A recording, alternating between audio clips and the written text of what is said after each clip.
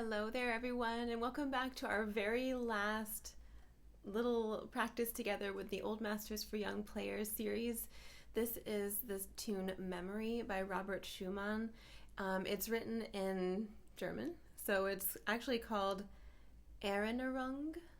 So look for that. It's the very last one in our little etude book. If you're on Patreon, this is linked for you in your post, of course. And there's my accompanying notes for you, which we're going to go over today. And then if you're watching this on YouTube, you're just watching this a little bit later, and the link to this etude, as always, is in the YouTube description for you.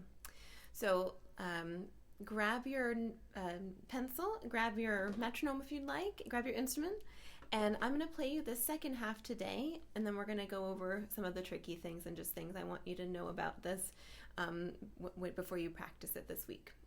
Just a reminder that this is, of course, meant to be played with piano as well. So if you haven't found a pianist by this time, after we've done all these beautiful songs, please do, because it's so fun to play music together. And it will I know it can be scary to find a new pianist friend or a new musical friend, but I think you'll find so much more joy in your practice. And if you sometimes lack inspiration and motivation to practice, knowing that you have a rehearsal at the end of the month, with your pianist friend, it kind of motivates you and inspires you to practice. So with that, here is the second half of this beautiful piece by Robert Schumann, Erinnerung. There we go, Memory. I'm going to start on the third line at the last measure of the third line, but I'm going to start from the pickup because the melody actually begins on this C. If I start right at the beginning of the repeat, you can see it's actually slurred in with the previous C. So do start from the pickup. 1, 2.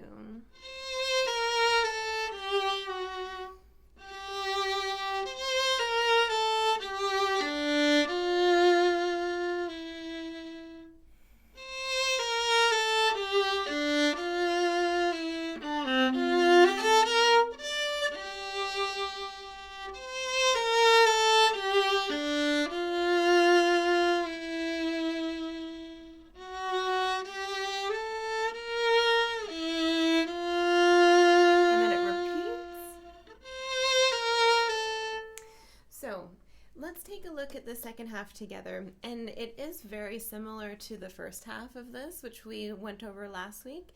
So let's talk a little bit more about well, first of all, maybe I'll have you pop in some things here and there, but let's talk more about the expression in the bow. It's actually challenging, as many of you know probably, that it's really hard to make the viola or the violin or a stringed instrument sound really good, because to truly sound like a master musician on these instruments, you really have to have a high control over your bow and your ability to create sound and nuance in the sound. So we're going to talk about a little bit of that today, perhaps. That'll be fun. So before we do that, let's pop in some little things. Let's look at line 4. So line 4, measure 3, you've got RIT dot. Rit, and that just is short for retard. So you're going to pull the tempo back there. So just slightly. I'm going to start a little bit before that. Here's the retard. Instead of, I'm slowing down.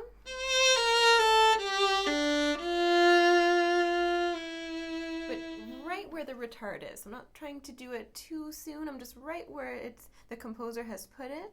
And then after that, we go back to a tempo, or our regular tempo. Da-dee-da-dee-dum. So you can put an arrow going forward there. And also we've got dolce, and you might already know what dolce means. It means sweetly. So let's go back to that sweet little sound that we were getting before,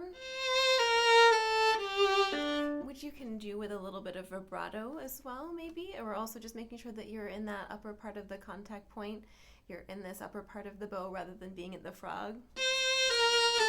It's kind of harsh sounding, but it's kind of gentler. In the very last line, we've got these 2 fermatas on the first measure of the last line. So you're going to just hold that note,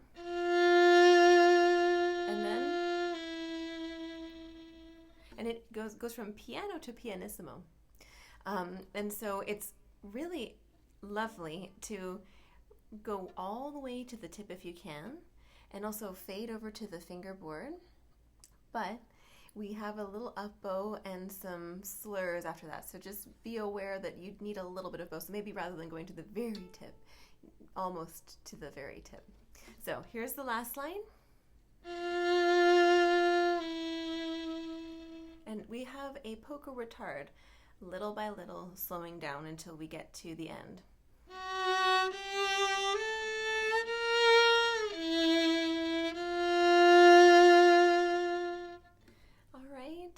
There's a fingering that's a little tricky, perhaps, before the first ending there at the bottom, where you go from 4th finger A to 4th finger B flat. But it's just a half step, and you can use your arm to kind of help you. See how my arm is moving the finger? So I'm not trying to just move the finger. Don't do that.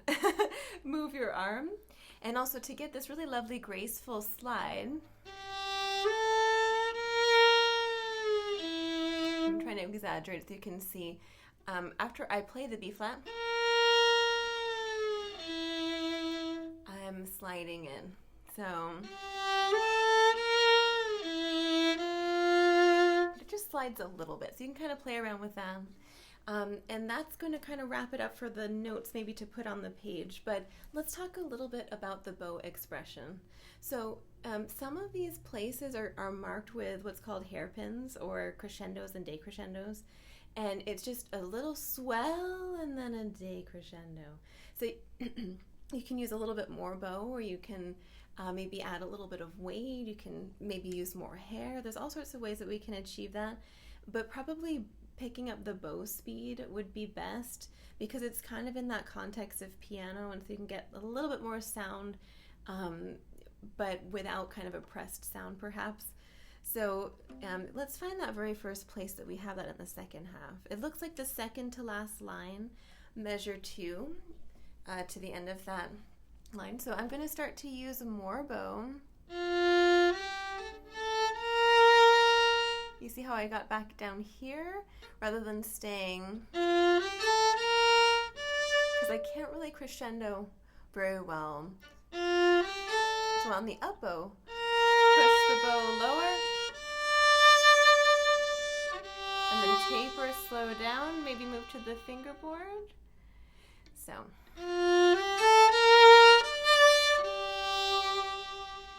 And then it does it again. So I'm going to gradually use more bow. So I'm going to start off with very slow bow speed, and then use more bow to achieve that crescendo. Decrescendos on an up bow are a little bit tricky because we're going to a heavier part of the bow. So just tap the brakes a little bit on the bow speed. So here's the crescendo. Decrescendo, and now I'm going to get to the tip slowly.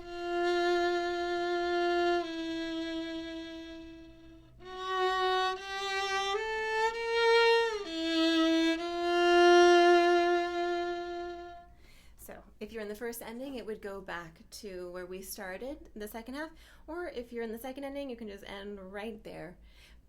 But let's be careful about the way that we end. We've actually not talked about this at all in any of the series that we've done with this so far, and it's how to end. We actually probably should talk about how to start as well, but how to end. Let's say you did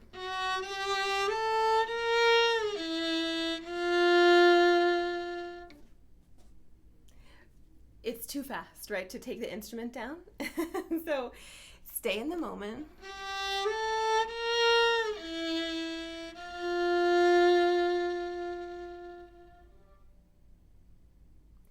And then you can kind of slowly take the instrument down or take the bow down, because it's a memory. It kind of like drifts away. It's tricky. Let's see if I can do it a little bit better.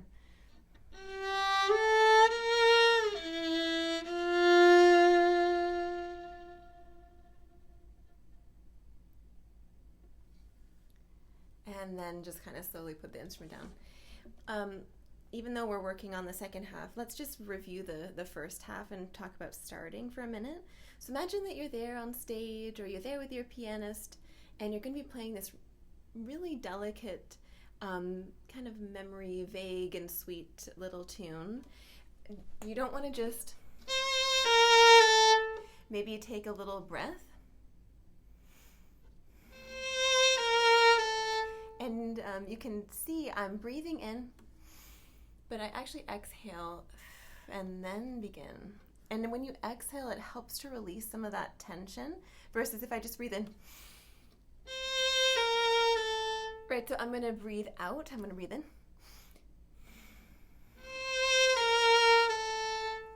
That's a really good tip for starting something that's very quiet, because we tend to kind of try to over control things a little bit too much. This is why my instrument's all bashed up. Sometimes when I'm teaching, my bow hits and it's horrible. Anyway, the woes of a teacher. Thank you so much for watching this. I hope you enjoyed it. This is the end of our Old Masters for Young Players series. If you're on Patreon, you can go back and actually probably I'll link a playlist with all of them there for you, so you can just look at the playlist and find all of the tunes that you might have missed along the way. And for those of you on YouTube, the playlist will be public eventually. Although probably by the time you're watching this on YouTube, the following week I should have a playlist for you, or even on this week that you're seeing it, there should be a playlist. So just check it out. Please do pop over to Patreon. I'd love to see you there. I'd love to meet you, and I appreciate you. Thank you so much, and I'll see you soon.